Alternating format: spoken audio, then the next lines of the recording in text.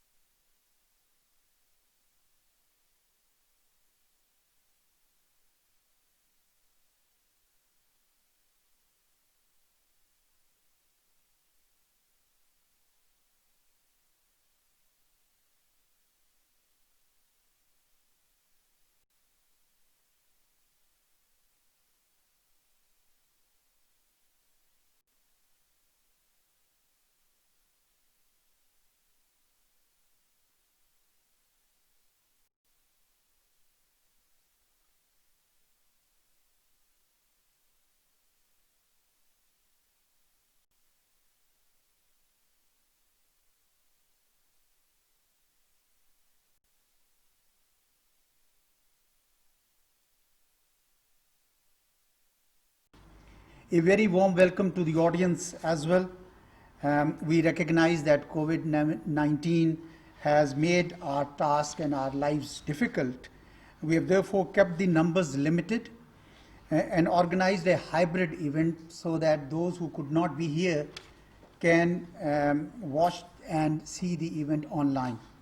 Thank you for observing the SOPs to avert coronavirus. Those of you who don't have the mask, I would recommend that you can pick one at the entrance and use it. Thank you. Mr. Minister, this institute prides itself in working on themes and issues that are important to Pakistan, especially in the foreign and security policy domains. The institute has established 5 research centers of excellence, one of which is India Study Center that works on not only on India but also on other countries in South Asia. Our priority is to produce quality research, focused and relevant advocacy work on issues again that are important to us. We work in close liaison with the Ministry of Foreign Affairs as well as other stakeholders of Pakistan. Ours is a policy institute and not just an academic research center. We therefore like to assist the government of Pakistan in enhancing and galvanizing the narratives that best serve our interests. Mr. Minister, if I can have your attention. Sure. This narrative building is very, very important, and that's sort of overlap between what you are doing and between what we are doing. For example, Prime Minister Imran Khan addressed the UN General Assembly session, and he touched on 8 themes, including Kashmir, climate change, Islamophobia, Hindutva, etc. Now, it is our job, we think, at the ISSI and other think tank community in the country to build on the narratives put out by our leadership. And I'm sure you would agree that when we enhance our narratives, the world would have a better understanding of our perspectives. More recently, we have learned that India's massive campaign of deception and lies ran for 15 long years, with millions of euros spent through a clandestine network of NGOs to malign the good name of Pakistan and to isolate it. Indian Chronicles is a shameful reflection of what India has become. Our researchers are now writing on various dimensions of this massive and malicious propaganda campaign. Equally troubling is the Indian attempts to instigate terrorism in Pakistan and create instability in various parts of our country. On 14 November 2020, our Foreign Minister and ISPR have unveiled extensive details of the nefarious designs of Indian authorities to commit and promote acts of terrorism. Here, if I can take the liberty of diverging a little, today marks there are 2 events that today marks. One is the tragic events of 1971, where the blatant intervention by India, which in a way reflects the same grand strategy of Hindutva. The other is the 6th anniversary of APS tragedy, which too is a reminder to us that our fight against counterterrorism must continue, because we have to address the mindset that gave rise to such extremist elements as well as their foreign backers. Now, there are certain questions that come to mind. What has motivated the Indian leadership to shatter the veneer of democracy and secularism that its founding fathers had sketched for itself? Will the Hindu Rashtra have any space for non-Hindus? Where is the country headed given its exclusionary philosophy? Why is Modi's India bent on confronting every neighbor with hostility? Why does it think that its hegemonic ambitions will be better served with a heavy-handed approach towards its neighbors? Why is it stooping so low to create instability and terrorism in Pakistan and perhaps other countries? It appears that the center of gravity for all these questions lies in the Hindutva philosophy that is guiding the present foreign and domestic policies of BJP government. It is therefore important for us all to better understand what is Hindutva mindset and how is it connected to Indian hegemonic ambitions. that is the essence of the conference, Mr. Minister, that we have organized today. We have an eminent assembly of speakers like Ambassador Jalil Abbas Jilani. I think he should be here shortly. He's there. Air Marshal Javed Ahmed, who is the rector of Air University.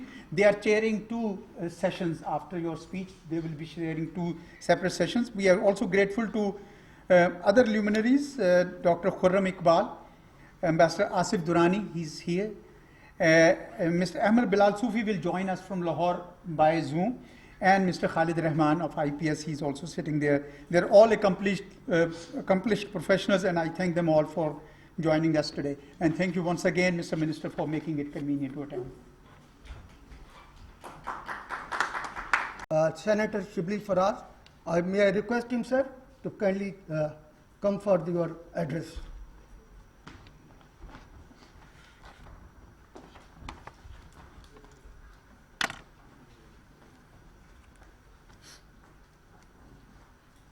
Bismillah ar-Rahman ar-Rahim. I hate to make speeches which I have to read through paper, but unfortunately, since this is a very, very important subject and requires a lot of academic rigor, and unfortunately, as Information Minister, it becomes very, very difficult to even read a newspaper.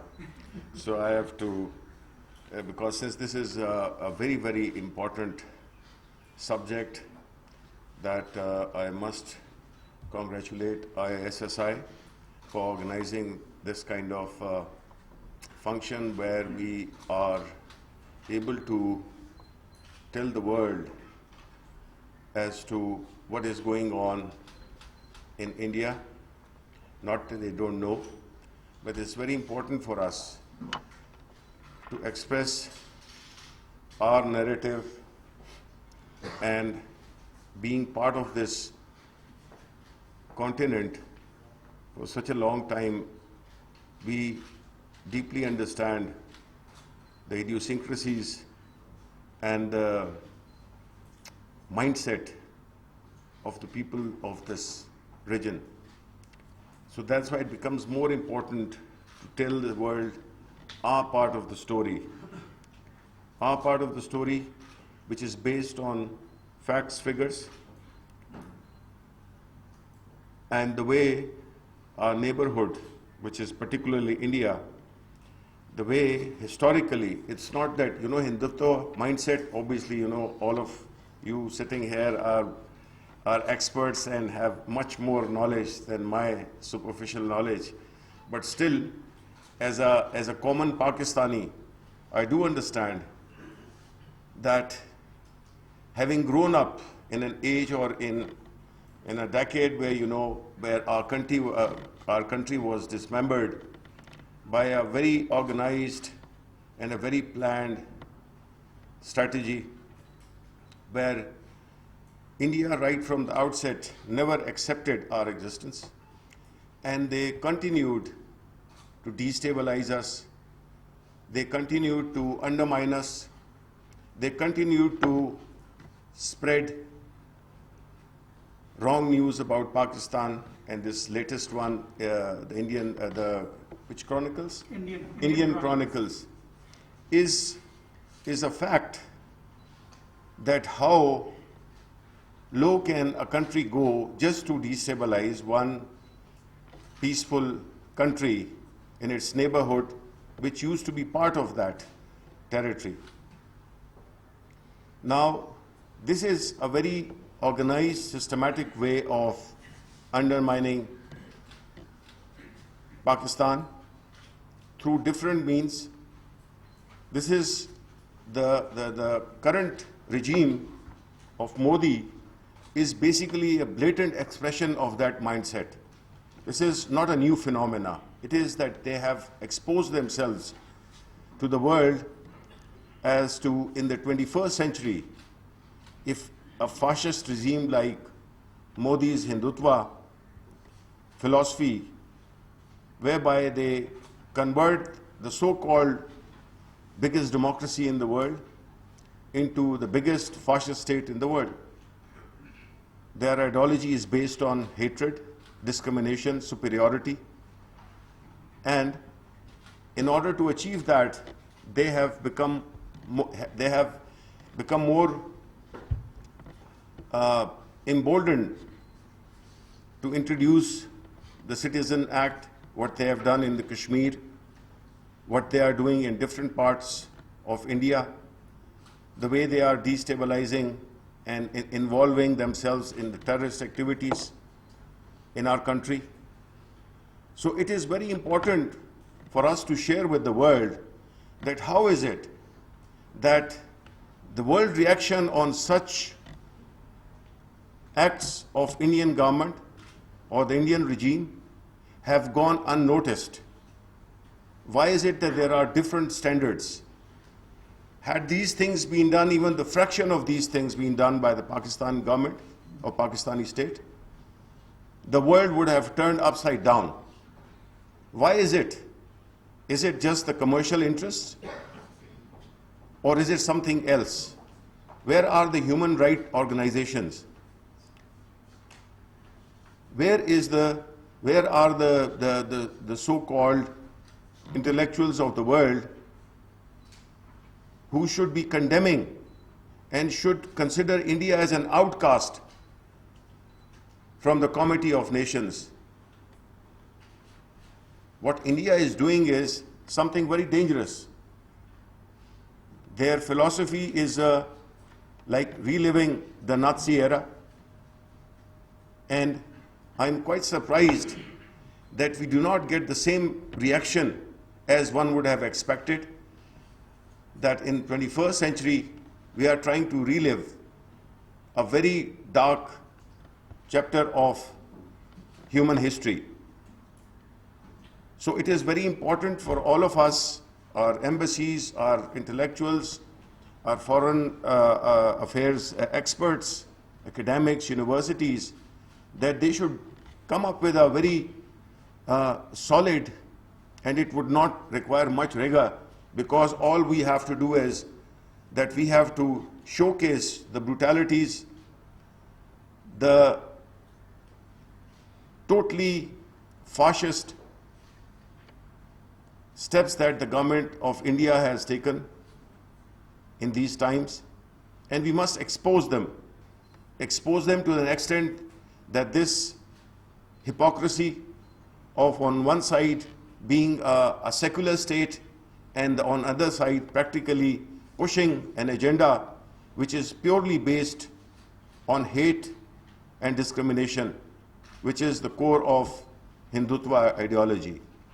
So obviously the experts are going to throw more light on the different dimensions of this particular regime and this particular ideology.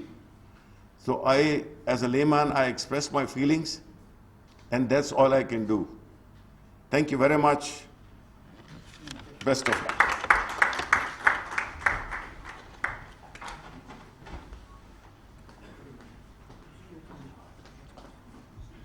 luck. Thought-provoking address.